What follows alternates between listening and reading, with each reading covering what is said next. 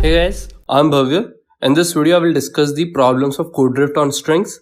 So I'll discuss the very easy problem and the medium problem. Let's look at the very easy problem. Check palindrome. Little Pony has three strings A, B, and C. Now he selects a non-empty substring A of a non-empty substring B of B, and a non-empty substring C of C. Consider the string S equal to A plus B plus C. Little Pony wants S to be a palindrome. Here P plus Q is the concatenation of P and Q. Help Little Pony find if we can select some A, B, and C so that S is a palindrome. A, B, and C, their lengths are of the order 1000. Now, the first case is A equal to MA CCB, B is PCCGH, and C is ABSA. Now, there is a way to select a substring of A and a substring of B and a substring of C so that their concatenation is a palindrome. We can select A as ACCB, B as CC, and C as A. Their concatenation will be ACCB CCA, which is a palindrome. In the second case, A is A, B is A, and C is C. So since we need to select a non-empty substring, we only have one choice to select A and C, and their concatenation will be AAC, which is not a palindrome. So let's look at the solution approach. Now the first thing to think is, if A and C have a common character, let's say there is a character A here and also a character A in C as well, somewhere in this string. Let's say if this string was B A B C and this string was C A D E. Now we can select A and this A as a substring and any character from B and concatenate them, and we will get a palindrome. So for example, if this was DC, we could take either D or C and concatenate A, D, and A, and we will get a palindrome. So basically, we don't have any use for B. If A and C have a common character, then we will definitely get a palindrome. But what if they don't have a common character? Can we get a palindrome? Well, it turns out we cannot get a palindrome if A and C do not have a common character, because let's say we select some characters S1, S2, and so on, SA from A, and then some characters R1, R2, and so on up till RB from B. So these are the substrings which we choose from A. This is the substring which we chose from B. Now, let's say we select some substring from C as well, T1, T2, and so on up till TC. Now for this to be a palindrome, S1 should be equal to TC. That means the first character of A and the last characters of C should match. But if they match, that means we have a common character. But we do not have a common character, so for that case, we cannot form a palindrome. So now the idea is simple, that we just need to check if A and C have a common character. So for example, here you can see that the string A is MA CCB and string C is ABSA. So we could select A from both these substrings and we'll get a palindrome. Or we can also select B as well. Now the implementation is quite simple, because we can actually, let's say, keep a mask where ith bit will be 1 if ith character is present in our string. So we'll keep a mask of length 26 initially, which is 0. Now let's say if we have an A, we will set this first bit to 1, and if there is no A, then this will be 0. So finally we can just find the AND of both these masks and check if the AND is positive. If the AND is positive, that means we have a common character. There are also other ways to implement this. We could use set. So for example, we could insert all the characters of A in the set and insert all the characters of C in the set and check if their intersection is non-empty. So let me show you my implementation, which I think is easy. So we have mask A for characters in A and mask C for characters in C. We will iterate over characters in A and we will set I minus 8th bit on in mask A. That means if we have that character, then this bit will be on. Similarly, we do it for C as well. And finally, we check if their intersection is positive. That means they have at least one bit on. So the time complexity of this will be mod of A plus mod of C, since we iterate over the characters of A and C. So now let's look at the next problem. Suppose Suzuka has an empty string S. In first iteration, she adds all characters from A to Z in S. That is, S is A, B, C, D, E, F, G, H, I, J, K, L, M, N, O, P, Q, R, S, T, U, V, W, X, Y, Z. In second iteration, she add all characters from A to Z 2 times each. That is, after second iteration, S will be A to Z and then A, B, B, C, C, and so on up till ZZ. In third iteration, so you will add characters from A to Z 3 times each, and so on. Now, you will be given Q queries. In each query, you will be given two integers L and R. You need to tell the number of vowels in the substring S ranging from L to R inclusive. Assume that S is one index. So for example, let's look at A equal to 1, 5. The first query is 1 to 5. So the string is A, B, C, D and so on up till Z and then A, A, B, B. So for 1 to 5, we will have A, B, C, D, E. Now the number of vowels are 2, A and E. For the substring 26 to 29, the second query is 26 to 29, we get Z, A, A, B. Now the number of vowels will be 2. So let's look at the solution approach. Now observe the pattern. We have first have A, B, C, D and so on up till Z, that is 26 such characters. Then we have A, B, B, C, C and so on up till Z, Z, that is 52 such characters, 26 into 2. And similarly, we will get 26 into 3, which is 78. A, B, B, B and so on. Now we are given Q queries, and each query we will be given L and R. Now we need to find the number of vowels from L to R. Now let's say F R is the number of vowels from 1 to R. Then we can answer our query by F of R minus F of L minus 1, because F of R will contain the vowels from 1 to R, and we will subtract the number of vowels from 1 to L minus 1, and this will give us the number of vowels from L to R. Now the only thing we need to think is, how do we find the number of vowels from 1 to R? So we need to find F of N, that is the number of vowels from 1 to N. So first thing to observe is, let's treat each of this as blocks. So we have a block of 26 first, then a block of 52, then a block of 78, and then we will have a block of 26 into 4, which is 104, and it will contain A, that is A 4 times, then B 4 times, B, B, B, B and so on. So we need to find that how many blocks, complete blocks, lie before N. That means if, let's say, N was 79, then it will contain the first two blocks completely. It will contain the first two blocks completely and then the third block partially. Because the sum of 26 and 52 is 78, then we will have one character of this block. So let's find the number of blocks which lie completely before N. So for 79, we will have 2 blocks. Now, let's say there are k blocks which lie completely before. So the total sum will be 26 into 1 will be the first block, then 26 into 2 will be for the second block, then 26 into 3 will be for the third block, and for the final block we will have 26 into k. Now this should be less than or equal to N because they lie before N. So from here we can write this as k into k plus 1 by 2, because this is the sum of natural numbers. So we get 13 into k plus 1 should be less than or equal to N. Now we can find k using binary search. That is, we check the middle value. If the middle value satisfies this condition, we will look for higher values. If the middle value does not satisfy this condition, we will look for lower values, because we need to find the maximum k which satisfies this condition. Also, we can find this using quadratic equations as well. So this is 13k square plus 13k minus n less than or equal to 0. So the maximum root, so if the curve will be like this, so we need to find the maximum k such that this value is negative. So the maximum k will be the maximum root, and since k is an integer, we will consider the closest integer to the maximum root.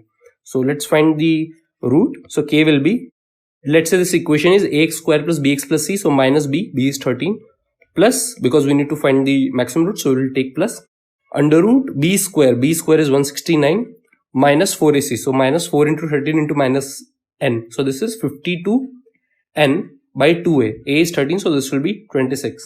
So we get this k. So this k is the number of blocks which lie completely. Now, out of this 26 characters, we have 5 vowels. So we can initialize our answer as 5 into k plus 1 by 2. So for example, if n was 79, then using this equation, we will get that k is 2. That means we have 2 blocks. As you can see that 26 plus 52 is 78. So we have 2 blocks. So the number of vowels in these 2 blocks will be 5 into 1 plus 2. That is 5 into k plus 1 by 2. Because in the first block we have the characters from A to Z. That means we will have 5 vowels. Then we have characters from A to Z, and each character occurs twice. So we will have 5 into 2, 10 vowels. Now we will subtract 26 into k plus 1 by 2, that is 13 into k plus 1 from n, because we have already considered these number of characters. So for this case, we will subtract 26 into 1 plus 2, that is 78, because we have already considered the first 78 characters. So we are left with one character and we need to consider one character from here. So in the general case, we need to consider n minus 13 into k plus 1 characters. But now we will have groups of k plus 1. So for this case, since k was 2, we will have groups of 3. We will have 3a's, then 3b's and so on. So since we have groups of k plus 1, and we know that we won't move outside of this block because this is a partial block. Our string ends somewhere in this block. So I'll iterate over the characters from A to Z. That means we'll iterate from 0 to 25. And we will either subtract k plus 1 from n, because we have k plus 1 a's, then k plus 1 b's and so on. Or if n is less than k plus 1, we'll set n to 0. That means we'll subtract minimum of k plus 1 and n from n, and that will give us the number of characters. So for example, we are left with one character and k is 3. That means k was 2 and k plus 1 is 3. So k is 2 and k plus 1 is 3. So we'll subtract one character from minimum of 1, 3, which is 1. So we'll subtract one character. And we know that the first character is A. So we'll add 1 to our answer. So we'll iterate from 0 to 25. We will subtract minimum of k plus 1, n characters. And if the character is a vowel, we will add this value to our answer as well. So here we added, we had 15 initially and we added 1 to our answer. So the number of vowels less than 79 or 16. So in this way we can solve our query. Now let's look at the code to understand more clearly. So we iterate over the queries and we push back query of r minus query of l minus 1. So answer is query of r minus query of l minus 1. The only thing we need to find is how to find query of n. Now this r is the k which we talked about. So r is square root of 169 plus 52n minus 13 by 26. So as you can see here, k was square root of 169 plus 52n minus 13 by 26. Now we initialize. Our answer is 5 into r plus 1 by 2, because we have r complete blocks and each block will, first block will give us 5 vowels, then second block will give us 5 into 2 vowels and so on. Rth block will give us 5 into r vowels. We subtract 13 into r plus 1 from n and we increment r by 1. That means now our blocks will be of size r plus 1. Now we iterate from 0 to 26. We set d as minimum of r, n and we subtract d from n. So d is the characters that we can take. So we have first RAs, then RBs, then RCs and so on. So for example, if R was 4 and we can take 6 characters. So we will be able to take these 4 characters completely and we can only take 2 Bs. So if you use this logic here, R is 4. Now we take D as minimum of r, n. So here we will take 4 characters. Now we will subtract 2 from n, 4 from n. So we set n as 2. Now we take minimum of 2, 4, that is 2. So we take 2 characters only because we cannot take more than 2. So if I is equal to 0, 4, 8, 14 or 20, that means it is a vowel. We will increment our answer by d and finally we will return answer. Now what about the time complexity? So for each query q, there are q number of queries. We just have a loop of O of 26. So the time complexity is q into 26. So I hope this was clear to you. In this video, I will describe the easy problem and the hard problem of strings. So let's look at the easy problem, flipping string. You are given a numeric string A which consists only of zeros and ones. You have to find a range such that if we flip all the elements within the range, we get the largest substring of contiguous ones. Return the length of the largest substring of contiguous ones after flipping exactly one substring. Note that given string always contains at least one zero. Now the length of A is of the order 10 to the power 5. So let's look at the first sample.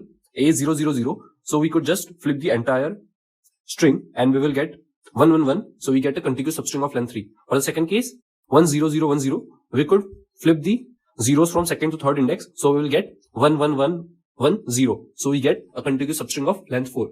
So let's look at the solution outline. So one thing you can observe is it is always beneficial to flip a substring which consists only of zeros. So for example, we have 0, 0, 0, 1, 1, 1, then 0, 0, 0, 0, and then some 1, then 0, 0, then 1, and so on. So if we flip a substring which contains a 1, then we will be converting some ones to zeros. So it is not a best case. We could instead flip all of these 4 zeros to 1 and we will get a better answer. So the idea is simple. Let's keep the running length of zeros and ones. So for example, here we have zeros and 3 zeros. Then we have ones and there are 3 ones. Then we have zeros and we have 4 zeros. Then we have 1. We only have 1 1. Then we have zeros and 2 zeros. Then we have a 1. So the idea is simple. Just iterate over this running length of zeros and ones. So if we get a 0, we will try to flip it, and since we flip it, the adjacent elements will form a contiguous substring of 1 as well. So if it is a 0, we will flip it and take the adjacent elements contribution to our answer. If it is a 1, we can just take it as it is. So for example, we have a 0, we will flip it. So we get 3 ones, plus we have 3 adjacent ones as well. So 3 plus 3, we don't have anything to the left, so we'll ignore it. So our current answer is 6. Now we get a 1, so let's ignore 1 because we will never flip a 1. Also, since we have to exactly 1 flip, so we can ignore the cases where we have 1s. Now we have 4 zeros. So we will flip this substring. So we get 4. Now let's look at the number of 1s to the left. So we have 3 1s to the left and we have 1 1 to the right. So 4 plus 3 plus 1, which is 8. So now we update our answer as 8. Now we have a 1. So let's move to this. So we have 2 zeros. So we will flip this 2 zeros to 1s and then just add the number of 1s to the left and number of 1s to the right. So we get 4 here. So we'll ignore this because our current answer is 8. Now for the final case, 1 1, we'll ignore because it is a 1. So we can say that the maximum answer will be 8. So let's look at the code and implementation to make it more clear. So we actually store a pair of integers just like we stored here. The first number will be the number if it is a 0 or 1, and the second will store the running length frequency. So the way we store it is by using 2 pointers. So we initialize I as 0. So let's actually try to do this in this example as well, which is 0 0 0 1 1 1. So 0 0 0 1 1 1 1 0 0 0. Okay, so let's just do it for this substring. So initially we initialize I as 0, and while I is less than the length of the array. That means if we have processed the complete string. So you initialize j as I. So j is the pointer which will move to the next if the characters are equal. So we check if j is less than a dot size and aj is equal ai. So currently I is here and aj is equal ai, so we'll move j here. Now again aj is equal to ai, so we will move j here. Again aj is equal to ai, so we'll move j here. And now aj is not equal to ai, so that means we are done. So currently I is here and j is here. So the difference between I and j will give us the running length. So we push back a pair where the first character is ai minus 0. That means it will be 0 if this character is 0 and 1 otherwise. And now the frequency will be j minus I. So if we consider 0 indexing, there is a 0, 1, 2, 3. So the frequency of zeros will be 3 minus 0. After doing that, since we have processed these first 3 characters, we will move I here. And then we will keep on doing that. So we will again initialize j as I. Now aj is equal to ai, so we move j here. Again aj is equal to ai, so we will move j to the next character. Again aj is equal to a, so we will move j to the next character. Again aj is equal to a, so we will move j to here. And finally, we will add the difference of these 2 pointers, which is 4. So we'll add 4 here. And after doing that, we will assign I as j. So now I will be at this 0. Now we assign j as I. So aj is equal to a, so we move j to the next character. Again aj is equal to a, so move j here. Again aj is equal to a, so we move j to the outside of the array. But once we move j to the outside of the array, we will break because we have a condition that j is less than a dot size. Now finally, we will append j minus I to our vector as frequency and 0 as a character. And finally, we also assign I as j. So we'll move I here. But since I is outside of this array, we will break. So in this way, we can find the running length of zeros and ones. You can use any other method as well. So now we iterate over the vector of running length. If vi dot first, that means the character is 1. If the character is 1, we can simply say that the answer is the frequency, or we can actually ignore it as well, since we have at least 1 0. Otherwise, we will flip this if it is 0. If the current sequence is 0, then we will flip the complete substring. So the frequency is vi dot second. And finally, we will have some adjacent ones, or maybe we may not have some adjacent ones if it is the left, or if it is completely on the left or completely on the right. So we'll check if we have a left, that means I is not 0. If we have a left, we will add vi minus 1 dot second, otherwise 0. If we have a right, that means I is not equal to v dot size minus 1, that is n minus 1, the last running length. Then we will add vi plus 1 dot second, otherwise we will add 0. And finally, we'll keep the maximum of all such values and we will return the answer. So in terms of time complexity, this will be O of n. Since you can see that both I and j pointers move at most O(n) times, and finally this is just iterating over the vector, which will be O(n) in the worst case. So the time complexity is O of n, and in terms of space complexity, we can also say that it is O of n, since we are just keeping a vector. So let's move to the next problem. Michael is working on a very basic text editor. Initially, nothing is written on the editor. Also, the editor stores a buffer which is initially empty. In one operation, Michael can do one of the following operations: append any lowercase English character to the current string on the editor. After this operation, the buffer becomes empty. If anything was stored in the buffer previously, copy the current string on the editor to the buffer. Not that the complete string gets copied. You can't copy a string partially. Any previously stored string in the buffer is replaced. Append the string in the buffer to the current string. Not that after this operation, the buffer is still intact. You are given a string A. Michael needs to find the minimum number of operations required to write the string A on the editor. And the length of A is of around 5 into 10 to the power 5, the maximum case. So for example, if the string is AB, AB, AB, AB, AB, AB. So we have 6 ABs. So one of the ways, first we append A to the editor, the current string is A, current buffer is empty. Then we append B, so current string is AB, buffer is empty. Then we copy the string to the buffer, so current string is AB, the current buffer is AB. Then we append the string in the buffer to current string, so current string is AB, AB, and the current buffer is AB. Again, we do the same thing, that we append the current buffer to the current string, so we get AB, AB, AB, and the current buffer is AB. Then we copy the string to the buffer, so current string is AB, AB, AB, and the current buffer is also AB, AB, AB. And we append the string in buffer to current string, so current string is 6 times AB, and the current buffer is 3 times AB. So finally, we have formed the strings and we required 7 operations. So in this way, we need to find the minimum number of operations. So let's look at the solution approach. So let's try to find the answer for one string A, B, A, then B, then again A, and then B. So the idea is we will find the answer for the prefix. So answer I stores the answer from 0 to I. So if we number 0, 1, 2, 3, 4, 5, 6, 7, 8, 9, 10, 11, 12, 13. So answer I stores the answer for the prefix from 0 to I. So for example, answer 4 will store the answer to form this string A. So one thing that we can obviously write it. Let's consider the first operation. So the first operation is append the character. So you can see the first operation is append any lowercase character to the current string on the editor. If we use this operation, so we can write answer of I as 1 plus answer of I minus 1. Because let's say we have formed the string from 0 to I minus 1, we can just add the lowercase character, that is character at ith index, and we will form the string from 0 to I. So this is one of the operation. Now the second operation is we can copy the current string to the buffer, and after copying we can append the buffer to the current string. So let's look at second and three operations now. Now one thing to notice is, if let's say we have a string S1 to S3 and then we copy this string to the buffer, so when will it be beneficial to append it? If our string is something of this form, S1 to S3, then again it has the same characters S1 to S3 and again S1 to S3 some number of times. That means the current prefix can be represented as concatenation of smaller strings. So for example, our complete string can be represented as concatenation of AAA, AAB, and again AAA, AAB. So what we can do is, after forming this string, we can copy this string to the buffer and append this string, append the buffer to our current string. So in two operations, we will be able to double our string. And similar way, if let's say our string was again AA, we had some 6 times A and B, and we could have done one more append operation and we would have been done with forming the string. So you can actually think of the second and third operations together, that if our string is periodic, so by periodic I mean it can be represented as sum of concatenations of smaller strings, then it will be beneficial to use third operation.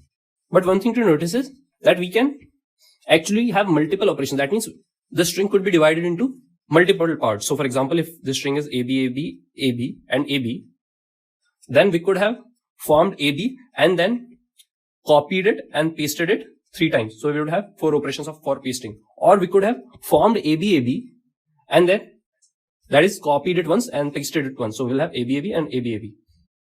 So we have multiple such ways. So how could we choose that which way is the better? Well, it's simple, try them all. So the only thing now is to find the period of the string. So period of the string is the smallest length. So period of the string S is the smallest length string T, such that S can be written as concatenation of one or more copies of T. So for example, ABC, ABC, and ABC. Period will be 3, because we can write SS ABC plus ABC plus ABC, and there is no smaller string T using which we can represent SS copies of T. So for AAA, the period will be 1, because we can represent S copies of 6 A's. We could also represent it as copies of 3 A's, but the smallest length is 1. So the period is 1. So from here you can notice that if we know the period of the string, so for example, this period is 3, and then we can write it as TTT, where T is ABC. So we can break it, we can club it in divisors of 3. So let's take a different example to make it more clear. For AB, AB, AB, AB, we know that the period is 2 because we can write it as 4 copies of T. So let's say we can write it as TTTT. So finally, we can say that we can either club 2 T's or we can only take 1 T and so on. So we could say that we could form T and then use a copy operation and 3 paste operations, or we can say that we can form TT and then use 1 copy operation and 1 paste operation. But how do we know the answer for forming TT? Well, that would have actually been stored since we are processing from 0 to n-1. So we are going from 0 to n-1 and finding the answer for some prefix. So the only thing left is to find the period of the string. So how do we find the period of the string? So here we can actually find the period of the string using prefix function of KMP. So prefix function actually is some value stored for a string. So for ANA, if its indexes are 0, 1, 2, 3, 4. So for each index I, it considers the prefix from 0 to I. So consider the string ANA. Now it finds the largest prefix, which is also a suffix of the string. Largest proper prefix. So by proper prefixes, we cannot take the complete string. So for example, this value will be 1. So because the largest prefix, which is also a suffix of the string, is A. So the length is 1. So it stores the length of the largest prefix, which is also a suffix. So let's actually find the prefix functions for each index here. So for 0th index, it will be 0 because we do not have any proper prefix. For AN, it will again be 0 because we do not have any proper prefix, which is also a suffix. For 0, 1, 2, for ANA, it will be 1 because A is both a prefix and a suffix. For AN, this will be 2 because for AN, 2 is the largest prefix, which is also a suffix. So AN is the largest prefix, which is also a suffix of the string, and the length is 2. And for ANA, it will be 3 because ANA is the largest prefix, which is also a suffix of this string. So ANA and ANA. So this will be 3. And I'm not going to actually describe how we find the prefix function, but this can actually be found in O of n. So if you don't know how to find prefix functions in O of n, you can read it online about KMP. So it's used in string matching. But I will describe, given the prefix function values, how do we find the period of the string? So you can think that if S is some copies of T, we need to find the smallest length T, right? So what will be so let's say if this length is P, the period of the string, that is P is mod of T, length of T. So what will be the prefix value for the last index? So we know that prefix value is the largest prefix, which is also a suffix. So we can say that the answer will be this, the longest prefix, which is also a suffix, will be this. So if the length of the string is n, what will be the value of prefix function? Let's call value of prefix function as pi. So pi will be n minus mod of T. You can see that pi will be n minus mod of T. So n minus P. So you can find the period as n minus pi. So for example, for AB, indexes are 0, 1, 2, 3, 4, 5. And let's find the prefix value. So it is 0. Again, this is 0. Then this is 1 because it has a common prefix and suffix A. Then it will be 2 because AB is the longest prefix, which also a suffix. Then it is 3, ABA and ABA. And this will be 4, ABAB and ABAB. So ABAB is both a prefix and a suffix of the complete string. So as per our formula, period will be n, and the length of the string is 6 minus pi. Pi is the prefix value of the last index. So it is 4. So the period will be 2. And we know that the period is 2 as well. But there is a catch. We know that the period should be divisible by n. So we also have to check if n modulo p is equal to 0. If n modulo p is equal to 0, then p will be a period. Otherwise, the period will be n. So for this case, take this case, ANA, the length is 5. N is 5. And the prefix function value of the last index is 3. So period should be 2 as per our case. But we know that the period should be divisible by the length of the string. Should divide the length of the string. And 2 does not divide 5. So the period is actually 5. So that means we will have to take T as a complete string. And you can see that the period is 5 in this case. So now we know that how to find the period of the string. So how will this help us? So since we are calculating the prefix function for each index, we can actually find the period for every prefix. Because all we need is the prefix value at that index, pi value at that index, and we can actually find it quite easily. So let's find the prefix value for this string. So let me drag it down, and we will write the prefix value for this string. So here it will be 0, then this will be 1 because AA, and then this will be 2, AA and AA, then this will be 3, AAA and AAA, this will be 4, this will be 5, and then this will be 0 because we don't have any prefix or suffix. Then this will again be 1, then 2, then 3, then 4, then 5, and then 6, and then this will be 7 because we can say that 6 times A and B is the longest prefix, which is also a suffix, longest proper prefix, which is also a suffix. So once we found this prefix values, let's actually calculate the answer. So answer of 0, so we can say that answer of 0 will be 1 because to form one character, we will use the first operation and append. Initially the string is empty, so we'll append this character. So answer of 0 is 1. So let's actually store the answer table as well. So answer of 0 is 1. Now we need to find answer of 1. So we can initialize answer of 1 as 1 plus answer of 0. So answer of 0 is 1. So we can initialize answer of 1 as 2. Now we'll check if we can reduce answer of 1 using second and third operations.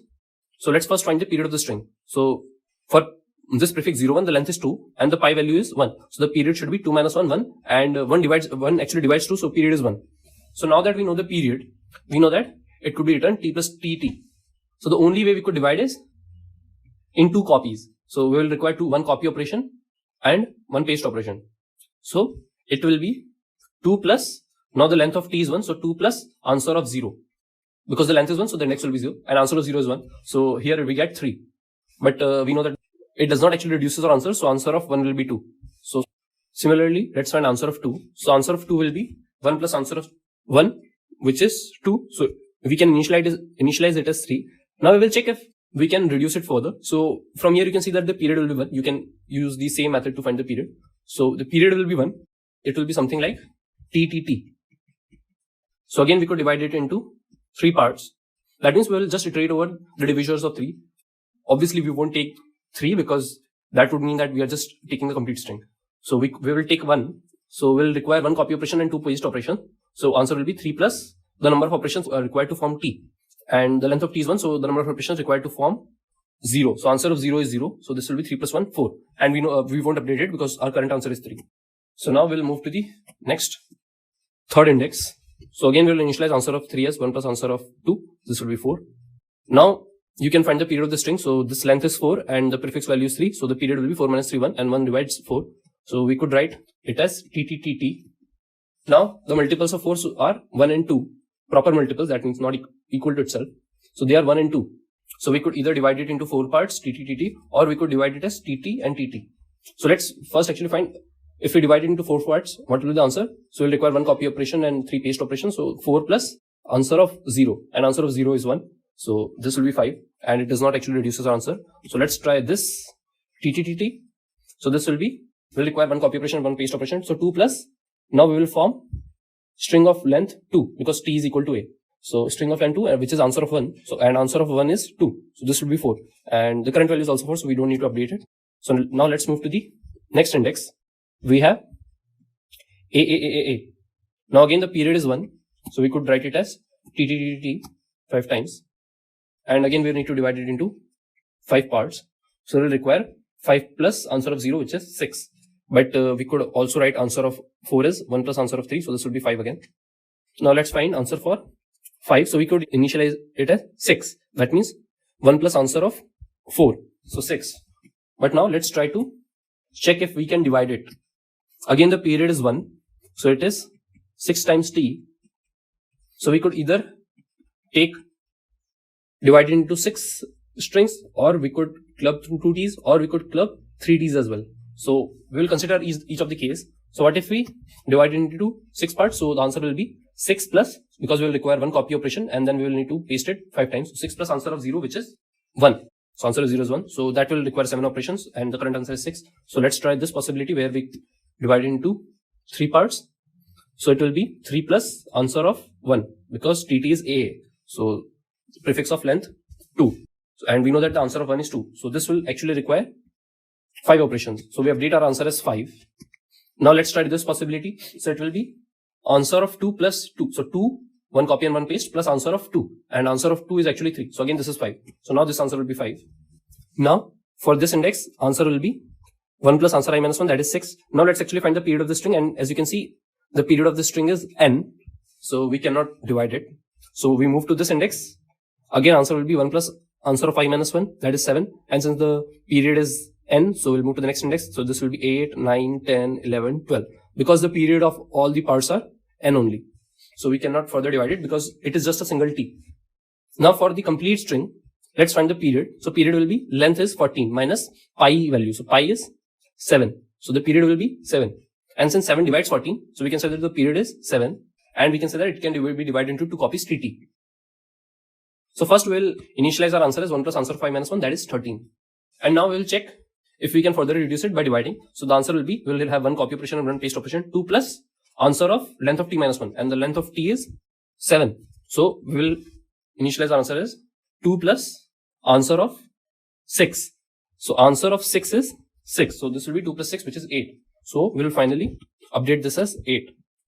So the last value will actually contain the minimum number of operations to form the complete string. And we can say that we will require 8 operations to form the complete string. So let's actually look at the code and you will realize that what is the time complexity and how do we implement it. So C actually stores the divisors of all the numbers from 1 to n. So we'll iterate from 1 to n, and then we will move over all the multiples of n. So for j equal to I, j less than n, j plus equal to I. And finally, we will append I to the factors of j. So the time complexity of this will be n log n, because when I is equal to 1, we will do n by 1 operation. When I equal to 2, this loop will run for n by 2, and when I equal to n, this will run for n by n. So this is actually sum of harmonic series. If we take n as common, and the sum of the series is n log n. So we can find factors of all the numbers from 1 to n in n log n. Now, this pi actually stores the prefix function of the string s. So I'm not going to describe how the prefix function works. And we initialize answer of 0 as 1. Now we'll iterate from 1 to n minus 1. We initialize answer of I is 1 plus answer of I minus 1. And now the length k is the period of the string, and I plus 1 is the length of the current prefix, and we subtract the pi value. So if I plus this period k is not divisible, then our period will be I plus 1 only. So in this way we found the period. So since our period is k and the current length is, so the length of t, so we're writing s as copies of t. So the length of t is k here. And now C actually stores how many copies it gets divided into. So for example, for AB, we get the period as 2, P is 2. So we can divide it into 3 copies of T. So C actually stores, C will be 3 in this case. C actually stores how many copies, maximum number of copies we can divide our string into. Now, we will just iterate over the factors of C. Because let's say if it can be divided into 6 copies, if it can be divided into 6 copies, we can either form T and then use 1 copy operation and 5 paste operations, or we can form TT and then use 1 copy and 2 paste operations, or we can form TTT and use 1 copy and 1 paste operation. So we have the number of possibilities as factors. Obviously, we won't take the maximum factor. So if j equals 0, C, we will break. Otherwise, we will find the contribution of this division. So we know that this length is k. So if we take j copies, if we take club j copies, for example, if j is 3, we will have a string of length 3k or j into k. So we already know the answer for this prefix will be answer of 3k minus 1, that is answer of k of j minus 1. And the number of operations required will be, so here C was 6. That means we have 6 copies. And if we club 3, the number of operations required will be 6 by 3. That is 2, because we will require 1 copy operation and 1 paste operation. So we add C by j. And finally, we will return the value stored at the last index, answer of s dot size minus 1. So now let's think about the time complexity of this operation. So prefix value can actually be found in O of n. Now, for each index, we iterate over the divisors, but that will be at most O of n log n. And the space complexity is O of n. So I hope this video was clear to you. Thank you for watching this video.